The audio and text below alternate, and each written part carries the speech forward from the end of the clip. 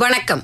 ஆகாஷ்வாணி புதுச்சேரி செய்தி சுருக்கம் வாசிப்பவர் செங்கேனி பழனி. பிரேசிலில் அரசுமுறை பயணம் மேற்கொண்டுள்ள பிரதமர் திரு நரேந்திர மோடி அந்நாட்டில் தனது பயணத்தின் 2ஆம் கட்டமாக பிரேசிலியா சென்றடைந்தார். விமான நிலையத்தில் பிரதமரை அந்நாட்டின் பாதுகாப்புத்துறை அமைச்சர் அன்புடன் வரவேற்றார். பிரேசில் நாட்டின் பாரம்பரிய சம்பா நடன நிகழ்ச்சியுடன் பிரதமருக்கு உற்சாக வரவேற்பு அளிக்கப்பட்டது. இன்று பிரேசில் அதிபர் திரு லூயிஸ் இனாசியோ லூலா டா சில்வாவுடன் இருதரப்பு உறவுகள் குறித்தும் உத்திசார் ஒத்துழைப்பு குறித்தும் பிரதமர் திரு நரேந்திர மோடி விரிவான பேச்சுவார்த்தைகள் நடத்த உள்ளதாக வெளியுறவுத்துறை செய்தி தொடர்பாளர் திரு ரந்தீர் ஜெய்ஸ்வால் கூறியுள்ளார். பின்னர் இரு தலைவர்களும் பிரதிநிதிகள் மட்டத்திலான பேச்சுவார்த்தைகளில் கலந்து கொள்கின்றனர். இப்பேச்சுவார்த்தையின் முடிவில் பரஸ்பரம் நலன் பயக்கும் 4 புரிந்துணர்வு ஒப்பந்தங்கள் கையெழுத்தாக உள்ளதாக பிரேசில் நாட்டிற்கான இந்திய தூதர் திரு தினேஷ் பாட்டியா தெரிவித்துள்ளார். புதுச்சேரி பொதுப்பணித்துறை நீர்ப்பாசன கோட்டத்தின் மூலம் உழவர்கரை பகுதியில் 6.72 கோடி ரூபாய் செலவில் பாலங்கள் புனரமைக்கும் பணியை முதலமைச்சர் திரு ரங்கசாமி துவக்கி வைத்தார். இவ்விழாவில் சட்டப்பேரவைத் தலைவர் திரு செல்வம், சட்டமன்ற உறுப்பினர்கள் திரு சாய்ஜி சரவணன்குமார், திரு சிவசங்கர் உட்பட பலர் கலந்து கொண்டனர். திருக்கனூர் பண்ணை தகவல் மற்றும் ஆலோசனை மையம் சார்பில்